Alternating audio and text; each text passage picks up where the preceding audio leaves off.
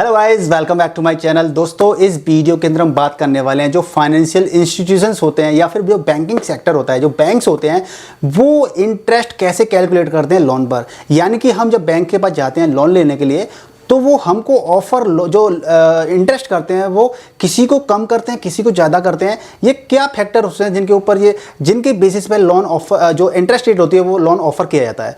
तो इसको हम डिटेल में इस वीडियो को जानेंगे, लेकिन उससे पहले रिक्वेस्ट है कि इस वीडियो को लाइक कर दीजिए, शेयर कर दीजिए, और आपके मन में कोई भी क्वेश्चन होता है तो उसको कमेंट करके पूछिएगा, ठीक है। और आपने अभी तक लोन लिया है कि नहीं लिया अपने जीवन काल के अंदर, तो मुझे प्लीज़ कमेंट करके बताइएगा और चैनल को सब्सक्राइब जरूर कीजिएगा। तो दोस्तों, बात कर लेते हैं कि बैंकिंग सेक्टर्स हमें कभी भी अपने जीवन के अंदर जब हमें लोन की आवश्यकता कभी ना कभी तो पड़ती ही है, और हम लोग बैंक से लोन लेते हैं, तो हमें बैंक से जो लोन लेते हैं यानी कि जो प्रिंसिपल अमाउंट होता है वो, उसके साथ में प्लस जो इंटरेस्ट लगती है हमारी, हमें वो दोनों चीज़ें चुकानी पड़ती हैं बैंक के।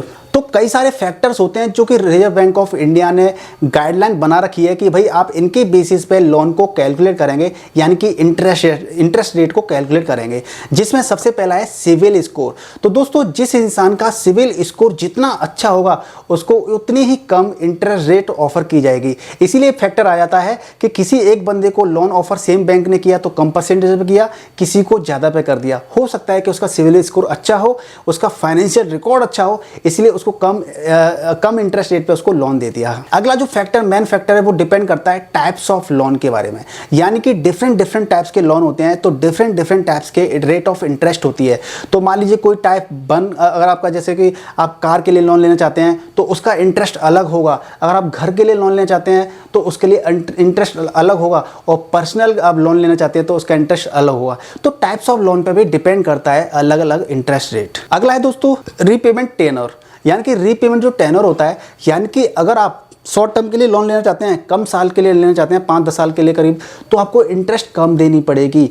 और जब आप लॉन्ग टर्म के लिए लोन लेते हैं तो आपको इंटरेस्ट ज़्यादा देनी पड़ेगी। अगला जो पॉइंट है दोस्तों वो ये है कि रिलेशनशिप विद द बैंक्स, यानी कि आपके बैंक के साथ में रिलेशन कैसे है। एक बंदा एग्जिस्टिंग कस्टमर है, एक बंदा नया कस्टमर है, तो दोनों को डिफरेंट चीज़ें हो जाती हैं कि जब बंदा बैंक का रेगुलर कस्टमर है, उसका एग्जिस्टिंग कस्टमर है, और काफ़ी पहले से उसका फाइनेंशियल इंस्टीट्यूशंस के जो फाइनेंशियल रिकॉर्ड्स हैं, या ये कहें कि उसका जो फंड है सारा बैंक के पास ही रहता है, तो उसके रिलेशनशिप कुछ अलग ही बन जाते हैं। तो इस तरह के जो एग्जिस्टिंग कस्टमर्स होते हैं उनको दो तरह की लोन इंटरेस्ट रेट ऑफर की जाती है। एक होती है फ्लोटिंग इंटरेस्ट और दूसरी होती है फिक्स्ड इंटरेस्ट। तो फिक्स्ड इंटरेस्ट क्या होती है?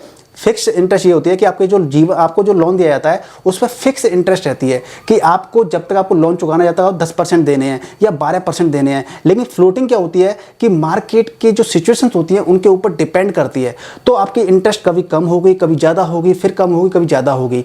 तो इस तरीके से फिक्स्ड में आपकी फिक्स्ड इंटरेस्ट जाती है जितने तक का टाइम लोन है आपका, और फ्लोटिंग के अंदर आपकी वो चेंज होती रहती है। तो दोनों का थोड़ा डिफरेंस हम पता कर लेते हैं कि बेसिकली डिफरेंस दोनों में क्या होता है। तो देखिए दोस्तों, एक तरफ है आपकी फिक्स्ड इंटरेस्ट और एक तरफ है आपकी फ्लोटिंग इंटरेस्ट। तो फिक्स्ड में क्या होता है कि आपको हायर इंटरेस्ट देनी पड़ती है, आपको ज़्यादा इंटरेस्ट देनी पड़ती है, और जो कि मार्केट के कंडीशंस के अकॉर्डिंग नहीं होती है। यानी कि फिक्स, चाहे मार्केट आपके ऊपर जाए चाहे नीचे जाए, आपको फिक्स इंटरेस्ट देनी पड़ेगी जो कि हाई होगी। लेकिन फ्लोटिंग के अंदर क्या होता है कि ये पूरी तरह से एक तरह से मार्केट की कंडीशंस होती हैं, जो मार्केट का भाव है उसके अकॉर्डिंग डिपेंड करती है। कभी मान लीजिए मार्केट आपका ऊपर उठ गया, नीचे गिर गया, तो ये सारा देश की प्रगति, मतलब ऊपर जा रहा है, देश की तरक्की हो रही है, कम हो रही है, तो उस सारी चीज़ों पर डिपेंड करती है। तो उस तरीके से क्या होता है कि इंटरेस्ट आपकी चेंज होती रहती है, कभी कम कभी ज़्यादा, इस तरीके से।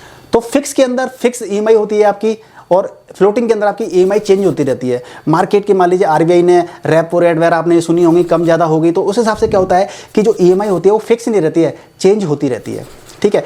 तो फिक्स वाले में क्या होता है कि आपका जो बजट करना, आपका बजटिंग, वो आप कंट्रोल कर सकते हैं, क्योंकि आपको पता है कि आपको इतने इंटरेस्ट के हिसाब से इतनी ईएमआई देनी है, तो आप अपने बजट की प्लानिंग कर सकते हैं। लेकिन जो फ्लोटिंग इंटरेस्ट होती है उसके अंदर क्या होता है, अगर आपका बजट, मान लीजिए आपकी इंटरेस्ट ज़्यादा हो गई, आपका ईएमआई ज़्यादा हो गई, तो आपका जो बजट होगा ना वो गड़बड़ हो सकता है। तो इस तरीके से इसमें बजटिंग करना पॉसिबल नहीं हो पाता है। फिक्स में क्या होता है, सेंस ऑफ सिक्योरिटी रहती है कि भाई हमें फिक्स इतना पैसा देना है, तो टेंशन फ्री होकर हम अपनी लाइफ को जीते हैं। लेकिन फ्लोटिंग के अंदर क्या रहता है कि यार इंटरेस्ट कम हो गई तो अच्छी बात है, लेकिन अगर इंटरेस्ट ज़्यादा हो गई तो हमारी जो सिक्योरिटी होती है, माइंड की सेंस ऑफ सिक्योरिटी होती है, वो गायब हो जाती है, यानी कि हम थोड़ा सा परेशान होने लग जाते हैं। तो इस तरीके से दोनों में ये चीज़ें डिफरेंस है। अब बात आती है कि हमें दोनों फिक्स्ड इंटरेस्ट कब लेनी चाहिए, फ्लोटिंग कब लेनी चाहिए। देखिए जो शॉर्ट टर्म लोन होते हैं, कम समय के लिए होते हैं, 3 से 10 साल के लिए बीच में होते हैं, तो वहाँ पे आप फिक्स्ड लोन, आपको फिक्स्ड इंटरेस्ट वाले लोन होते हैं वो लेने चाहिए।